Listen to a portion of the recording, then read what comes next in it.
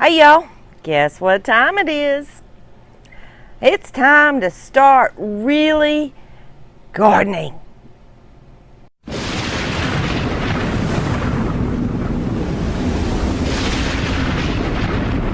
FPP is the place to be. Farm living is the life for me.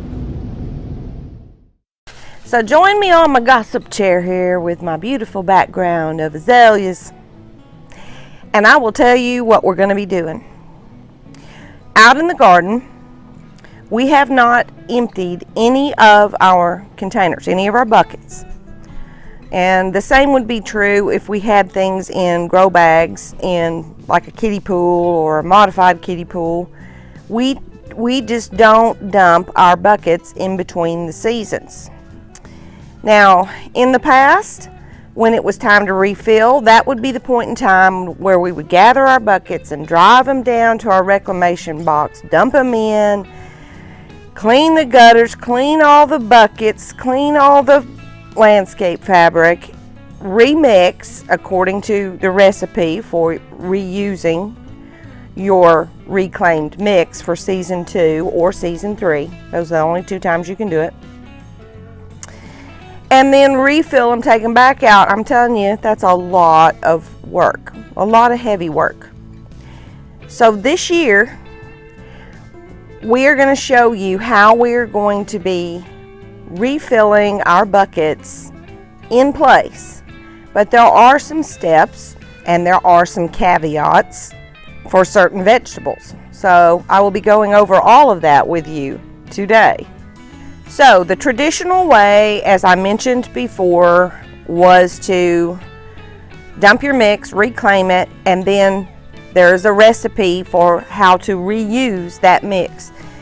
In the description box below this video, the very first tag that you're going to see is the link to the video that shows you how we were reusing the mix and the recipe for that. I can't remember the time stamp on it. I think it was around the 9-minute mark. I'll look it up and put the time stamp right here. The description box is going to be your friend on this video, because in the second part of the description box, I'm going to list the blog article that I wrote that gives you all the mix, especially if you're a beginner. And there are embedded videos in that blog, so you can click right to it, watch it, continue reading the blog, click the next one, and so forth and so on. So all of that is the traditional way. We are going to show you the atypical way for reusing your mix in season 2 and season 3. Now, whether or not you do the traditional method or this new method, you must start out by doing this: removing any mulch that you've had on top. In my case, it would be the easy straw. And you need to remove the top 2 inches of your mix and discard it. Now, why would you need to do that?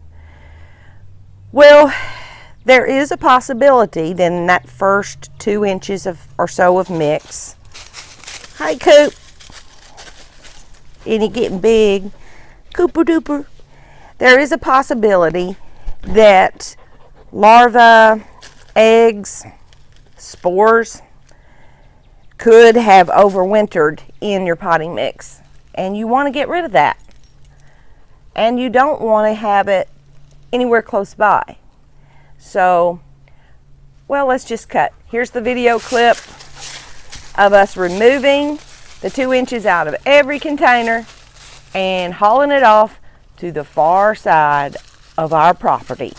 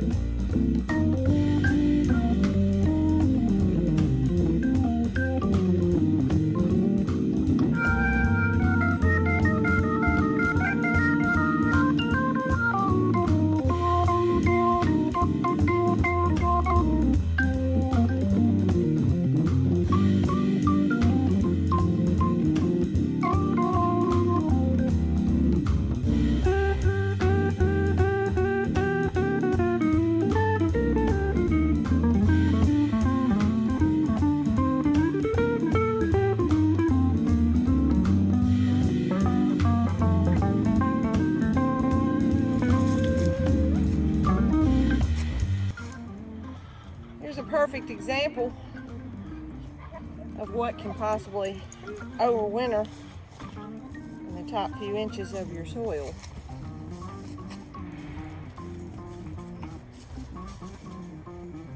A snail.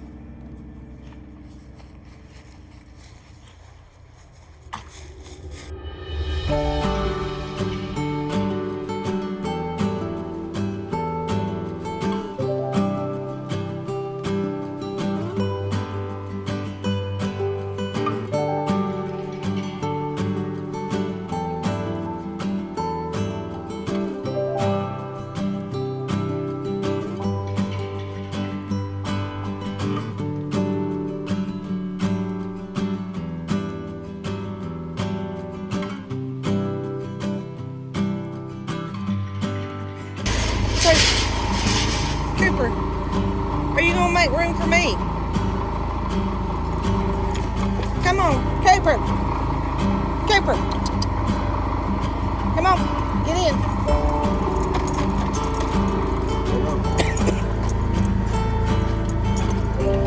All right, Lucy, you come with us.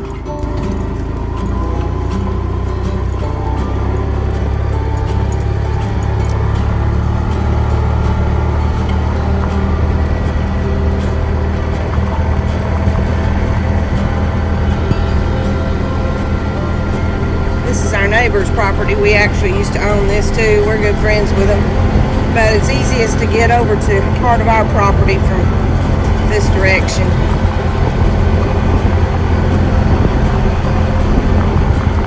Because otherwise we have to cross the creek to get down to ours.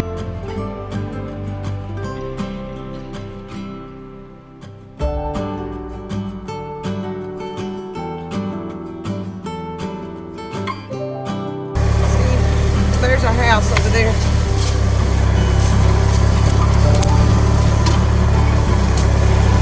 It's pretty back down there though.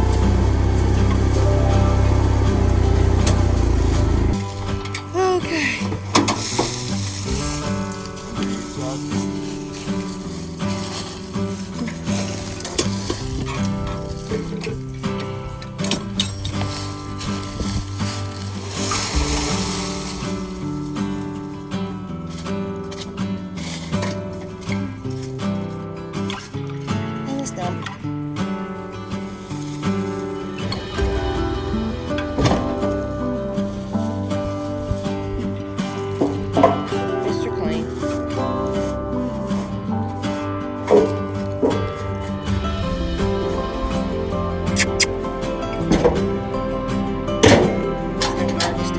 Come on, Coop.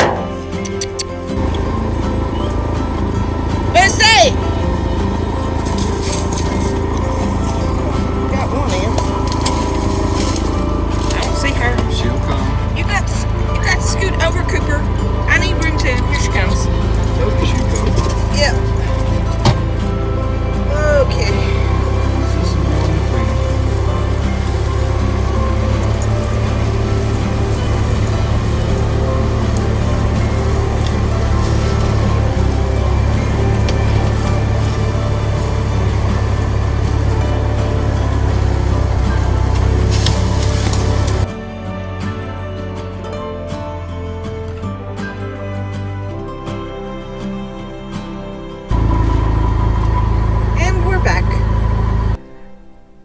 Well, that was a bit of a workout, but not as much as it would have been to have removed all those hundreds of buckets and taken them to the reclamation box. So now, join us down there. We're going to mix up probably 2 batches, about 30 gallons worth. That may not be quite enough for all these buckets, but we'll see. I know we'll need more than 1 batch of mix. And while we're doing that, I'll show you exactly what I'm adding into the mix. Alright, we've mixed up 2 batches of mix in our wagon, and it will hold 3. It'll hold more than that, but we decided we were going to make 3.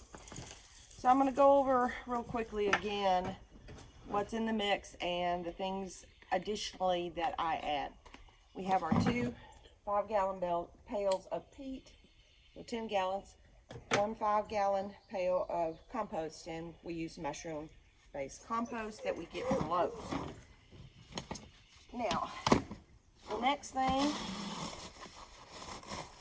that's in your mix that you need to add is 10 cups of perlite, not vermiculite, not the same thing. Vermiculite will hold too much water, so you need to make sure you're using perlite. I put all of my amendments in another 5-gallon bucket to make it easy.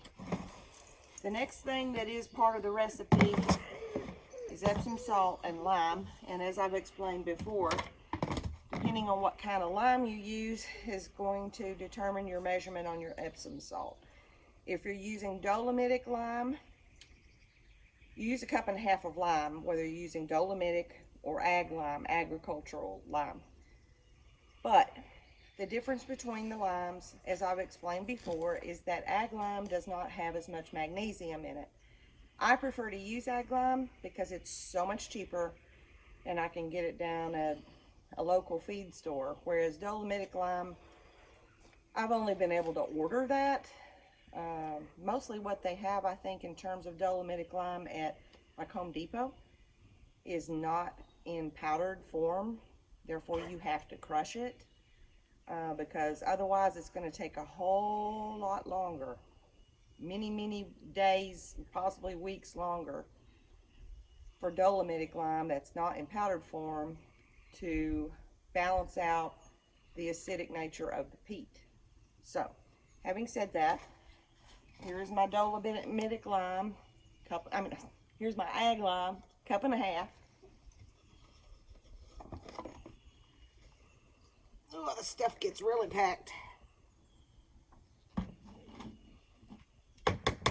As I mentioned, depending on what lime you use, you have to adjust the Epsom salt amount. If your Epsom salt adds magnesium. So with dolomitic lime, you just use 3/4 cup of Epsom salt per batch. With ag lime, you need to double it to 1.5 cups.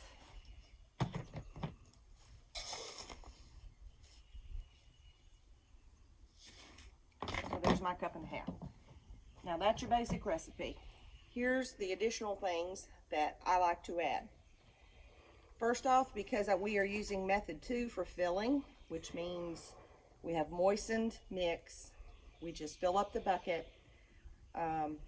after we've put in very wet mix in your net cup and then another couple of inches of sloppy wet mix. Then we just fill up the bucket and let it sit for 3 or 4 days. If you do method 2 of filling, you can add a little bit of fertilizer in your mix. But let me say this does not replace the ring of fertilizer for your heavy feeders. All you're doing is giving it a little bit of a boost at when you initially plant out in the bucket. You still have to go back a week to 10 days, 2 weeks after the plants are established and add fertilizer for the heavy feeders.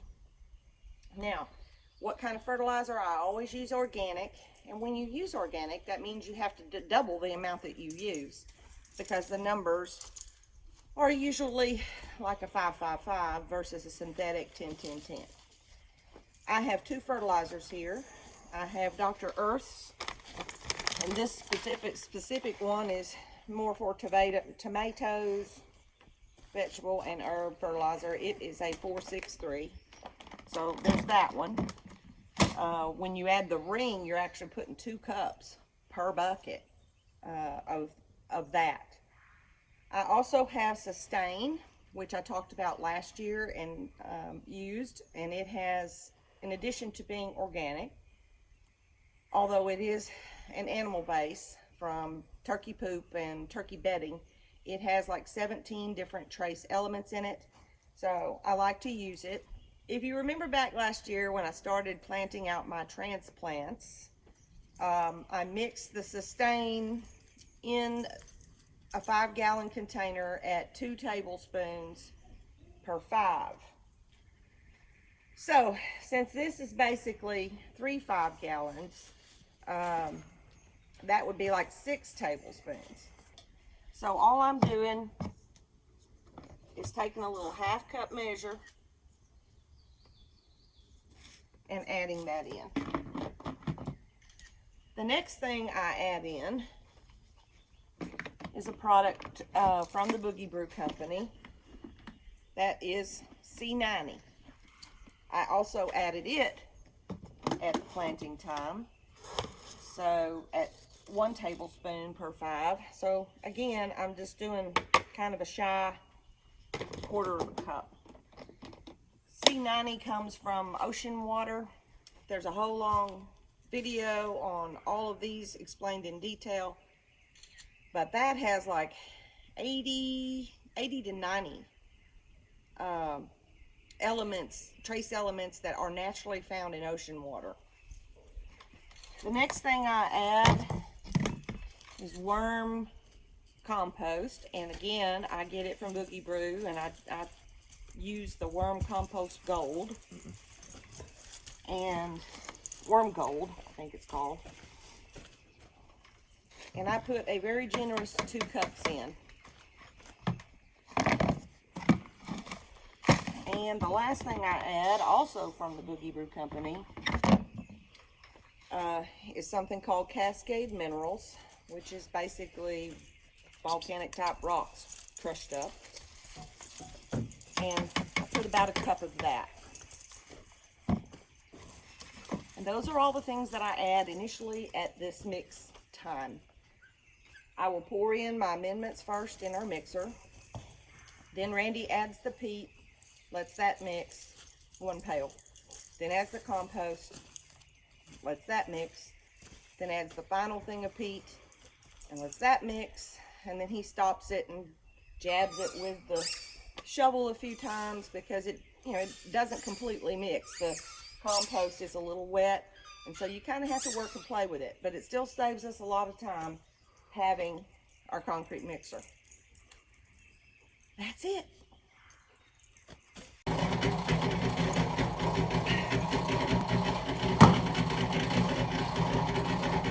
You should be wearing a mask, but honestly, Randy and I only have 2 masks left, and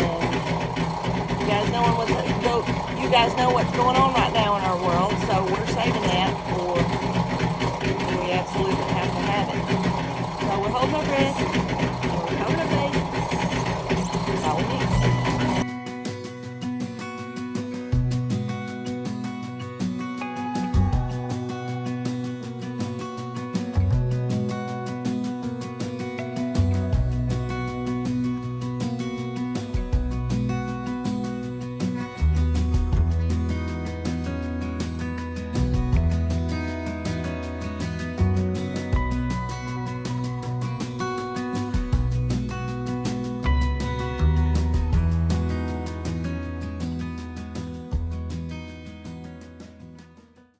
Alrighty, now we still have something else that is very important that we must do. The old mix that's in the buckets, we turned our gutters off to that at the end of last summer, so that mix is dry. Now some of the buckets aren't as dry as others, and that is because in gardens 1 and 2, we did not build any roof structure over our gutters, and so rain gets in those buckets and it does keep them more moist. But for garden beds 3 and 4, no, all the gutters have covers over them, and they don't get the rain. If it's blowing rain, they might get a little on the top, but for the most part, they're very bone dry. So it's important that we have to fix that.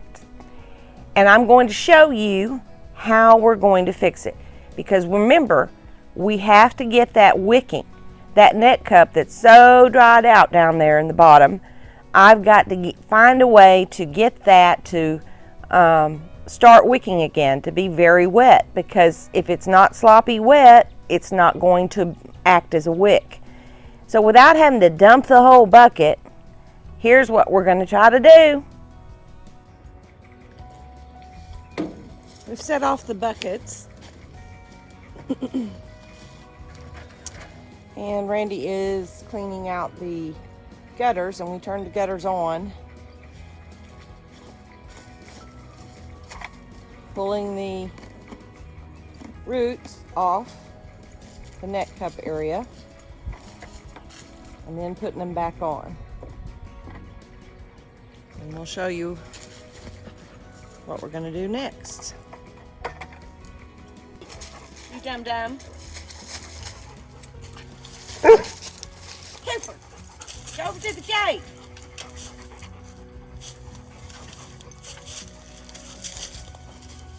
All right, what we're doing now, this is not going to work. Cooper. He doesn't seem to know where the gate is. Here he comes. Okay. We cleaned out our gutters. This mix in here is super dry. Like super dry. And it's also compacted. Now, what we're doing is essentially going to be method number one, so to speak, of filling, because we have to saturate this compacted dry soil with water. And we also need to get down, or be able to get down, to the net cup. So, I will show you kind of what I created.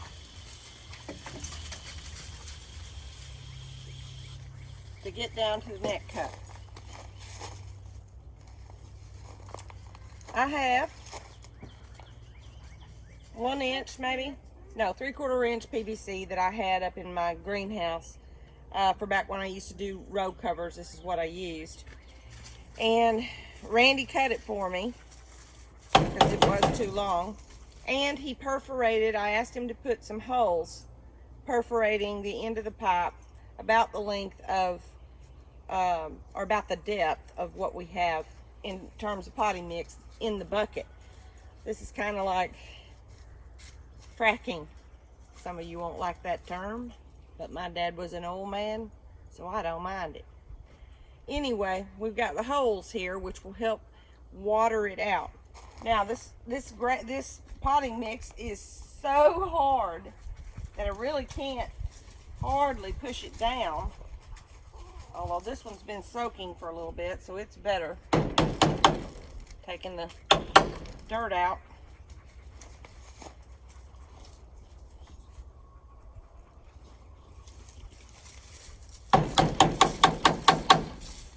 Alright, now I'm down there on top of the net cup. So then I take my funnel and put that in there and slowly fill it up. And keep filling it up.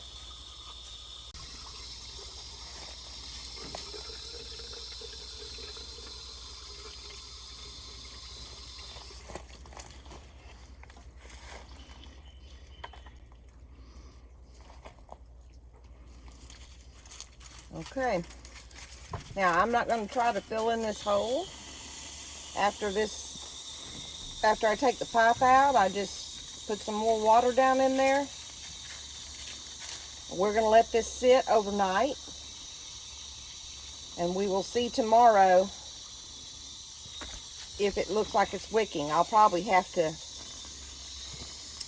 dig down in there a bit to be able to tell. But as long as I've got that net cup good and saturated, it should start the wicking process, with it being down in the gutter.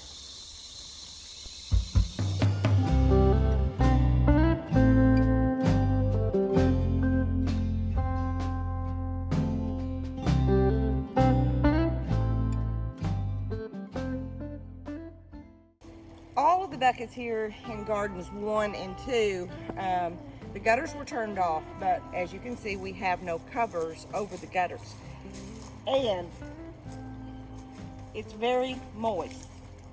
It's still not even really very compacted at all. It's very easy to get out. especially compared to the buckets in gardens 3 and 4. Some squirrel has put a nut. Anyway, I wanted to show you something. Really?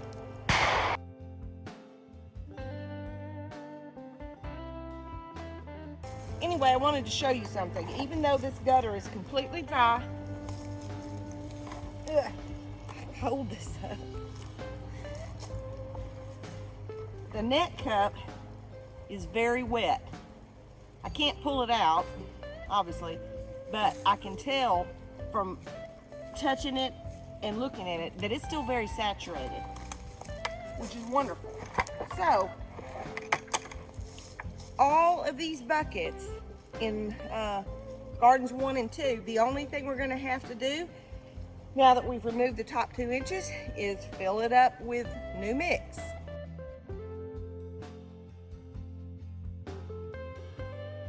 All right, you saw the video of us yesterday watering these and letting them sit overnight, and now I want to check to see the moisture level of them, because that's going to be the deciding factor as to whether or not we can make it work like this or whether we need to dump in place and re-wet.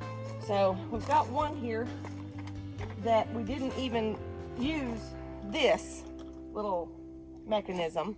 All we did was just wet the bucket. So I want to see what happens.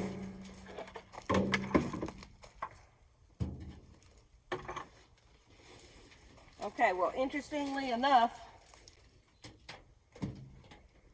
the net cup is wet just from being down in the gutter. Most of it is. Most of it is damp. Okay. It's still a little compacted though, so probably what I might want to do, just to make sure that it's all wet and not compacted, see, like this is dry, is we're going to use our drill. So I'm thinking wet all the buckets. Let's check this one. Okay. Because this one we did With the pipe. with the pipe.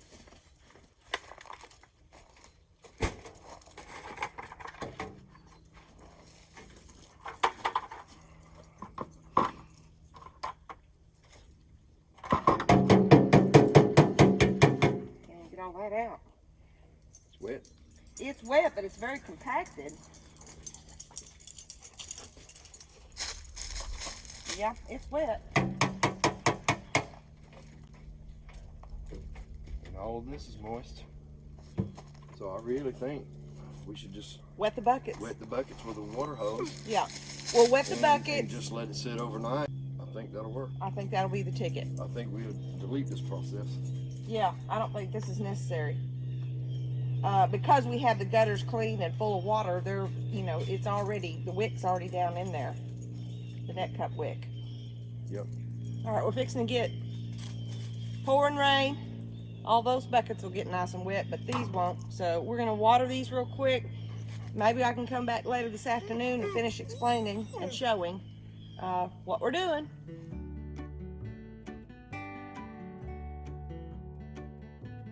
Well, as I've already explained, we've learned some things here. In garden beds 1 and 2,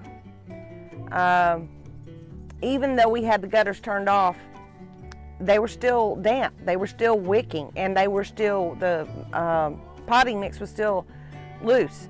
So all we're having to do there is clean our gutters, fill them up, and top them off with new dampened mix. In these 2 garden beds, as you've seen, because of the covers, they were extremely dry.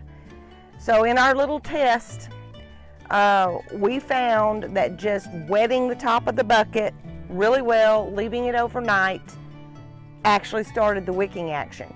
And it did so in a better fashion, because when we checked it and I squeezed the potting mix that was in the net cup, it was dripping.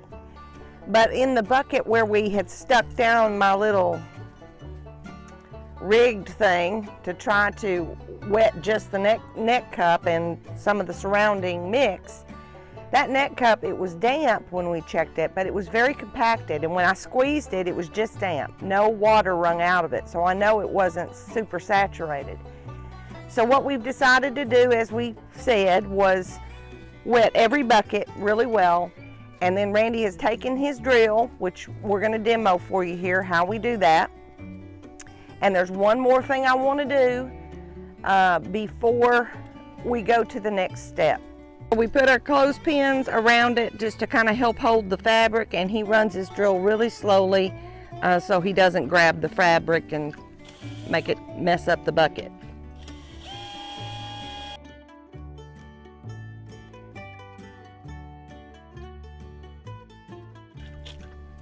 Okay, now what I want to do is I want to dump that bucket into this white pail here because I want to see the moisture content of it.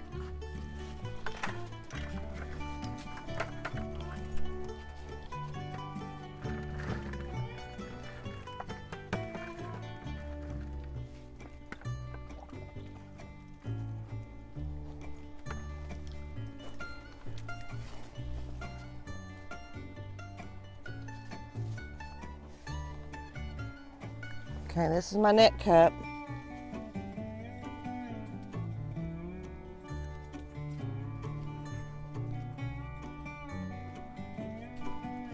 I think you're going to have to dump the rest of that out on that.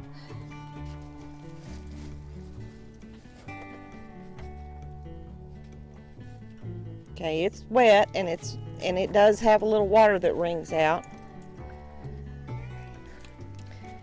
But honestly, I mean, all this is damp as the new mix. But I'm gonna tell you what I'm gonna do next and why. So our situation in these two beds is definitely not ideal. What I have learned is that at the end of this season, we will not turn off the gutters on these garden beds where we have the covers. Because over there, it's wicking, it's super easy because all we have to do is take the top 2 inches off, put new mix and let it wick for a few days and we're ready to plant. This, however, has me more concerned because you have to have a pretty saturated net cup and saturated mix for the wicking process to start. So here's what I'm going to do. After we've drilled all of these, I'm going to put this back in. Ugh. I still don't want to have to dump out every single bucket and do a bunch of soggy wet mix because that's just repeating everything like originally. And I think what will work just fine, even though I don't prefer method number 1 for filling.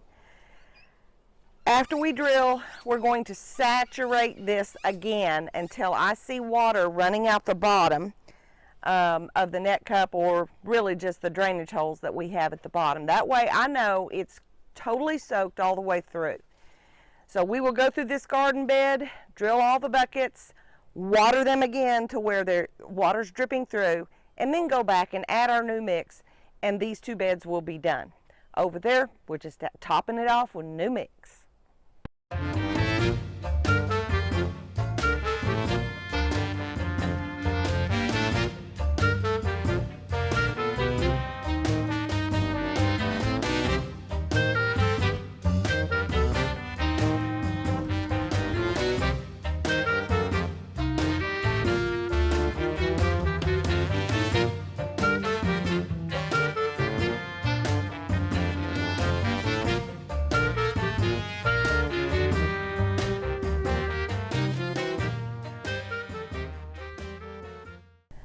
Well, that seemed to work pretty well.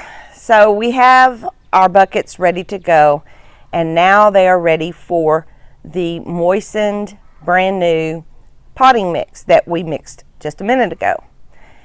Now, you're going to love me for this. At least I love me for this. With the majority of the buckets, in other words, for the vegetables that are a little more shallow rooted. All I'm going to do is fill up the container with damp potting mix, and that's it. I'm not watering it in, because that would be like method number 1 of watering, getting the wicking to go. With method number 2, you're just filling up your bucket over a net cup and saturated mix, and you let that saturated mix slowly wick up to the dampened new mix, and eventually after 3 or 4 days the whole bucket will be wicking and ready to go. Now, why am I not disturbing the old mix? Why am I not mixing in the new mix with the old? Well, 2 reasons. First off, we worked really hard last year in the things that we added in our mix, which we do every year. The Cascade minerals, the worm castings, the C90, what else? Oh, some of the Sustain 464, which isn't just a fertilizer, but it also has like 17 trace minerals in it. We created a mix that had a lot of fantastic microbial activity. And so if you've ever heard of the no-till garden method, it's exactly the same principle. You're just adding new to the top, and you're not disturbing what's underneath. Now, that will be just fine for your more shallow rooted vegetables, because the new mix is about 4, 6, maybe even a little deeper than that, before it's going to be hitting the older mix, which is more compressed. So it will work for those. And the second reason I'm not going to disturb the old mix and I'm just applying the new to the top is because, wow, how much easier is that?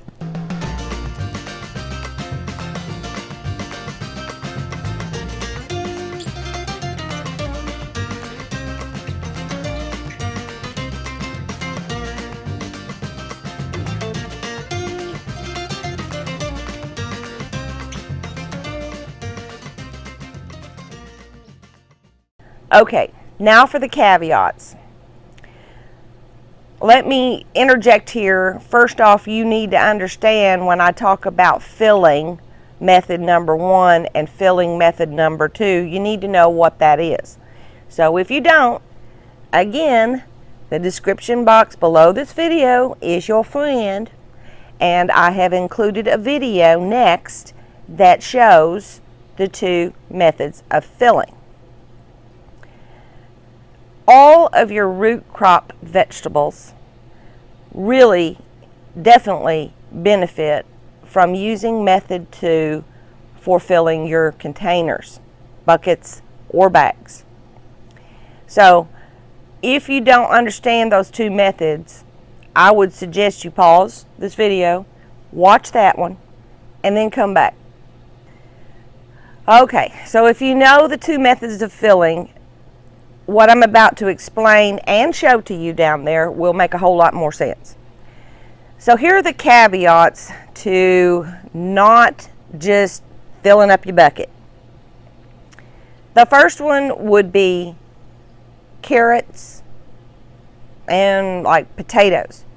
Both are root crops, and they benefit, as you just saw if you watched the video, they benefit from having a light fluffy mix so that the root, which is really your crop, has room to grow and not push upward out of the mix. And the second thing you need to do a little differently when you're planting tomatoes, and I'm going to tell you why, and I think this would apply for peppers as well. So let me give you some info about that, and then we're going to go down below and I'll show you how we're prepping our buckets for tomatoes and peppers.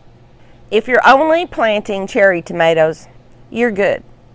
They're more shallow rooted, and they'll do fine. They'll have enough nutrients. If the new mix, the 4 to 6 inches of new mix on the top, that'll be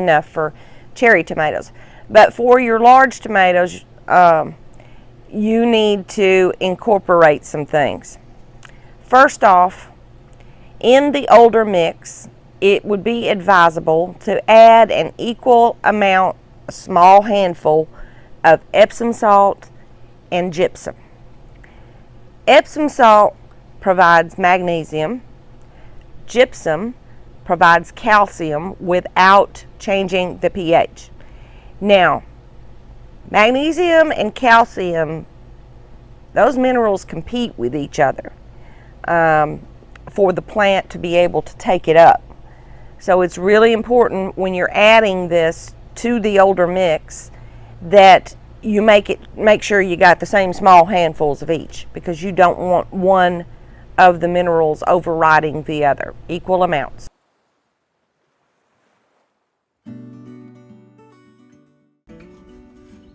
Okay, well, for season 2, you are going to need to use your hands or a mixer to fix your tomato and pepper buckets. This is one of our big 14-gallon recycle totes for tomatoes. And as I mentioned, what you need to add is equal small handfuls of Epsom salt, which provides magnesium, and gypsum, which provides calcium. So I measured my hand, and it was about 1/8 of a cup. So that was the Epsom salt. And here's the gypsum. So I will get my hubby to mix that in. After that, I will water it in real well and then just add my dampened new mix to the top.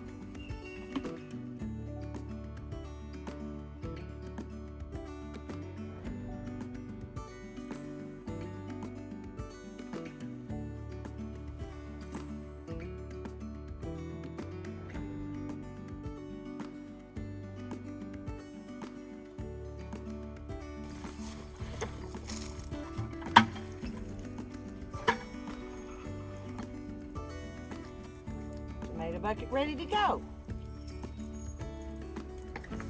Okay, you saw how easy that was to do. For the tomatoes, same thing for the peppers. And the reason I'm adding the Epsom salt and the gypsum, magnesium and the calcium, to the older mix for both the tomatoes and peppers is that it's going to help with preventing blossom end rot. If you don't have enough of both of those minerals, your plant could be plagued with getting blossom end rot. And I didn't want to have to dump out the 14-gallon container, so that's why I just mixed those two things in the old mix and then added the fresh on the top. So far for season 2 potting mix, without taking it out of the buckets, remember we've removed the 2 inches, we've re-wetted our potting mix to make sure it's wicking, and for most of the buckets we just filled it up to the top with dampened new mix. For the tomatoes and peppers, we are adding the additional Epsom salt and gypsum, and then mixing that in, and then filling up the rest with dampened potting mix. Okay, now we're going to get to season 3, when your potting mix has been used and we're into the 3rd season.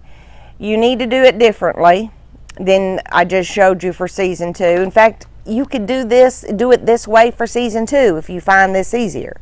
I don't necessarily find it easier, but that's totally up to you. When you have potting mix that's on its 3rd season, you need to reactivate the entire mix. The reason is because the peat in your potting mix has degraded and broken down quite a bit, and it's compressed. You don't have those oxygen air pockets in there like you did in previous seasons. So to reconstitute that, doing it straight in the bucket without having to remove it, all that jazz, here's what I'm doing. I am adding perlite and worm castings, and mixing that in the old mix. Then I'm going to take half of that mix out, put it in a bucket, add my new mix in, mix it together. Add the rest of my old mix and my new mix, mix it together. And then it's ready to go. We're working along here on our row. I'm going to pretend that this bucket is 3rd year mix so that I can show you how you want to reconstitute it. You can't just put your new mix on the top. You need to reconstitute the whole thing when it's in the 3rd season. So I've got an extra 5-gallon bucket here. And the first thing I'm going to do is dump half of this out.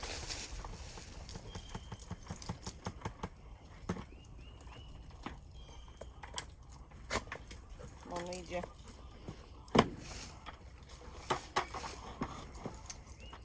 And now, to this half of the bucket, I'm going to add a very generous cup of worm castings.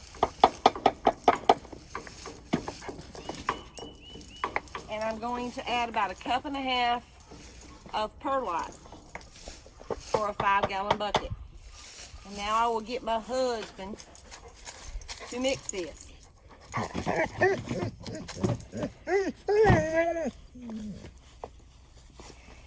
And while he's getting that ready, in this 5 of the quote-unquote 3rd year mix, I'm going to add new mix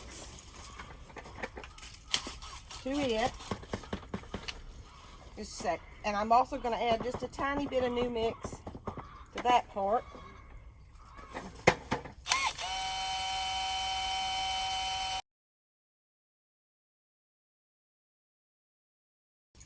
Okay. Now I'm going to wet this in until it's coming out the bottom of the net cup, or really out the bottom of my drain holes, because I can see it when it does that. And while I'm doing that, I'm going to get him to mix the new dampened mix with the old dampened mix.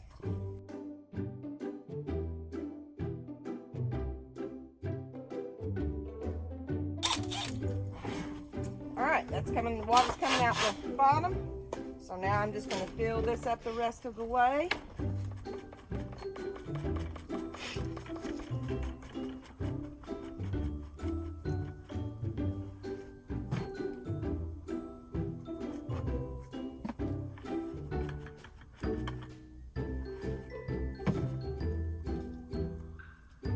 And we have reconstituted our 3rd season mix.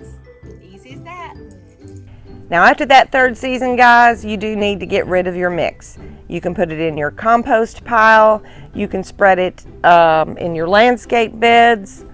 We have dogs that like to dig. We fill holes around here with that mix. There's so many uses for that. Okie dokie, I hope this was informative and helpful. And remember, stay tuned, because in a week and the weeks that follow, I'm going to be planning out these buckets, showing exactly what I'm adding in terms of amendments and how I'm getting it planted out. Until next time, bye, and have a good one, folks. Okie dokie, I hope this helped. Okie dokie, I hope this helped. My goodness.